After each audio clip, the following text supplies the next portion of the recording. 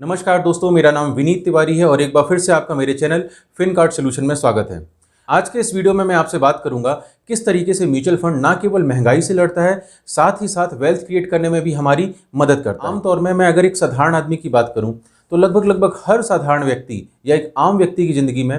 3 type की financial planning लगभग हर आदमी करके चलता है। बच्चों की पढ़ाई का खर्चा,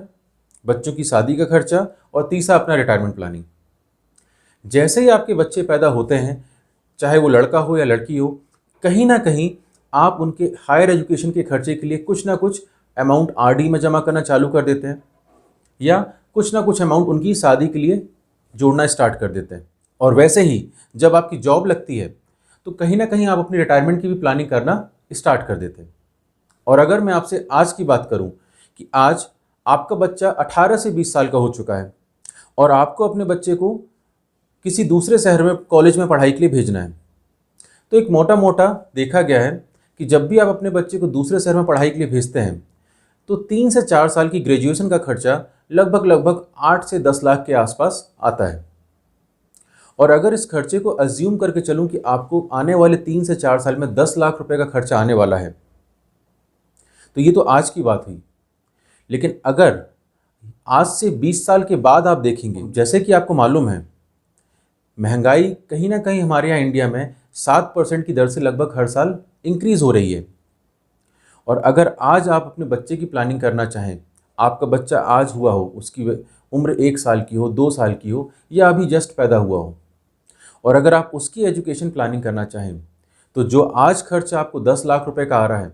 कहीं ना कहीं आज से 20 साल के बाद वही खर्चा आपको लगभग 40 लाख रुपए के आसपास आएगा, अगर मैं 7% की महंगाई को अज्यूम करूं।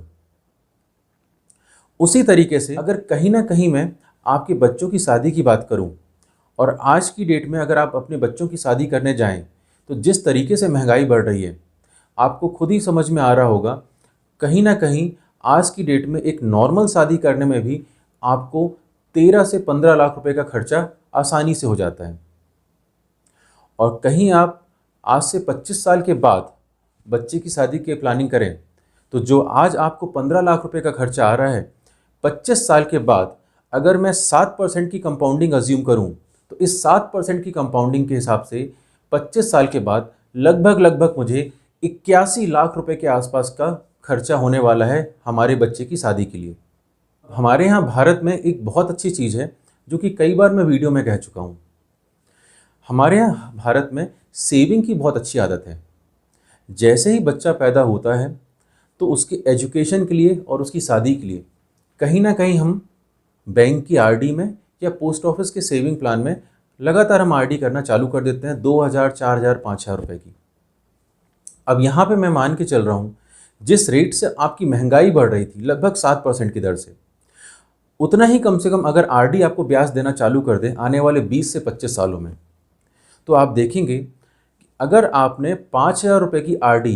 पोस्ट ऑफिस में या बैंक में कराई होती अपने बच्चे की एजुकेशन के लिए, जो कि खर्चा आपको 20 साल के बाद आने वाला है,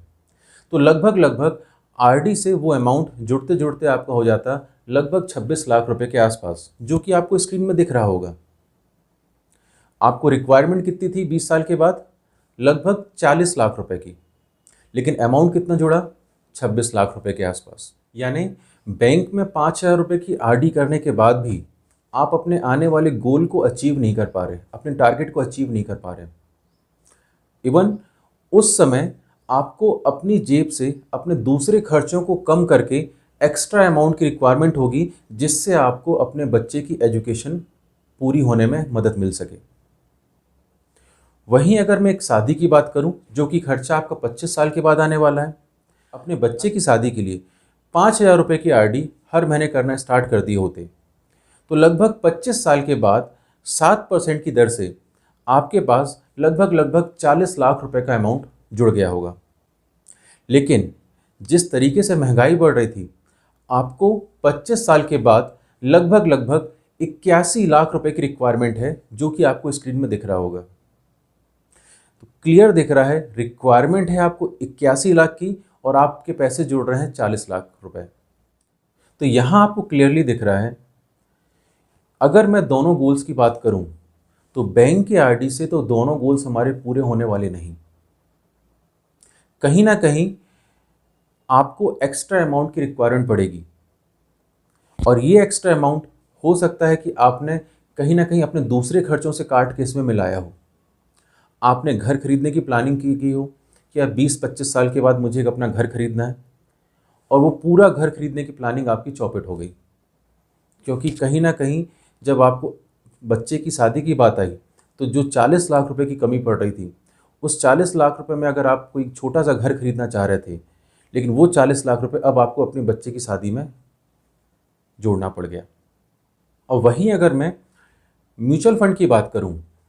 कि हमने अपने बच्चों की एजुकेशन प्लान के लिए या अपने बच्चों की शादी के लिए बैंक की आरडी की जगह म्यूचुअल फंड में इन्वेस्ट किया होता, और म्यूचुअल फंड की जो हिस्ट्री कहती है लगभग लॉन्ग टर्म में इस 20 से 25 साल के टाइम पीरियड में म्यूचुअल फंड ने कहीं ना कहीं आपको 12 से 15% के आसपास का रिटर्न दिया है। और अगर इस 12% के रिटर्न को भी मैं अज्यूम करके चलता, और अगर मैंने 5,000 रुपये की एसआईपी अपने बच्चे की एजुकेशन के लिए की होती, तो आप देखेंगे आने वाले 20 सालों में 12% के हिसाब से ये 5,000 रुपये का अमाउंट किस तरीके से कंपाउंडेड होते होते लगभग 49 लाख रुपए में कन्वर्ट हो जाता है। और वहीं बैंक की आरडी से आपने देखा आपके पास केवल 26 लाख रुपए आप जोड़ पा रहे थे, और म्यूचुअल फंड लगभग आपको 49 लाख रुपए का अमाउंट बना के दे रहा है, और आपको रिक्वायरमेंट थी लगभग 40 लाख रुपए की। यानी म्यूचुअल फंड की हेल्प से आपने अपने बच्चे की एजुकेशन का पूरा खर्चा भी उठाया, और जो आपने एक्स्ट्रा वेल्थ क्रिएट की उस वेल्थ का यूज़ आप अपने दूसरे कामों में भी कर सकते हैं। और वहीं अगर मैं बच्चों की शादी की बात करूं, तो अगर मैंने म्यूचुअल फंड में 5,000 रुपये की एसआईपी हर महीने की होती बच्चों की शादी के लिए, तो 25 साल बाद अगर मैं अज्यूम करूं कि म्यूचुअल फंड मुझे 12% के आसपास का रिटर्न देता है, तो इस 12% के हिसाब से म्यूचुअल फंड में मैंने लगभग 94 लाख रुपए की वेल्थ क्रिएट की। और आपने थोड़ी देर पहले देखा था कि अगर मैं 25 सालों के लिए बैंक में आरडी कराता तो लगभग मैं 40 लाख रुपए इकट्ठा कर पा रहा था। और आपको रिक्वायरमेंट कितनी थी? आपको रिक्वायरमेंट थी लगभग 81 लाख रुपए की। तो इस केस में भी आप देखिए हमारी रिक्वायरमेंट थी 81 लाख रुपए की, और हम म्यूचुअल फंड ने हमको बना के दिया है लगभग 94 लाख रुपए 12% के हिसाब से। यानी कहीं ना कहीं म्यूचुअल फंड आपके टारगेट को, आपके गोल को अचीव करने में आपकी मदद भी कर रहा है। साथ ही जो एक्स्ट्रा अमाउंट बचा उस अमाउंट का यूज़ आप अपनी अदर फाइनेंशियल प्लानिंग में भी कर सकते हैं, चाहे आपको घर खरीदना हो, आपको कार खरीदना हो, या आपको और दूसरे काम हो, उसमें भी उस बचे हुए अमाउंट का आप यूज़ आने वाले समय में कर सकते हैं। अगर मैं अपने पोर्टफोलियो में, क्योंकि मैं 20 से 25 साल की प्लानिंग कर रहा हूँ, और अगर मैं इस 20 से 25 साल की प्लानिंग में अपने पोर्टफोलियो में स्मॉल कैप और मिड कैप के एक्सपोजर को भी थोड़ा बढ़ा के चलूँ, तो आप देखेंगे लगभग 15% की कंपाउंडेड रिटर्न भी मिलना कोई बड़ी बात नहीं है। और अगर मैं 15% की कंपाउंडेड रिटर्न की बात करूं,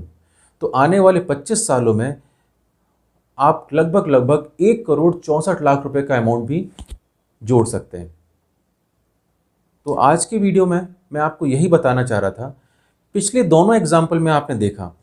किस तरीके से म्यूचुअल फंड महंगाई से लड़ने में आपकी मदद कर रहा है, साथ ही साथ महंगाई से लड़ते हुए आपके टारगेट को भी अचीव कर रहा है, और टारगेट को अचीव करने के साथ साथ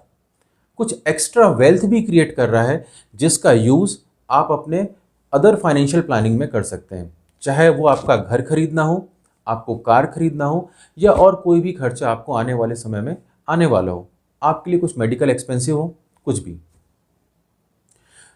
तो आज की वीडियो में इतना ही। मिलते हैं हम नेक्स्ट वीडियो में। तब तक के लिए जय हिंद, जय भारत।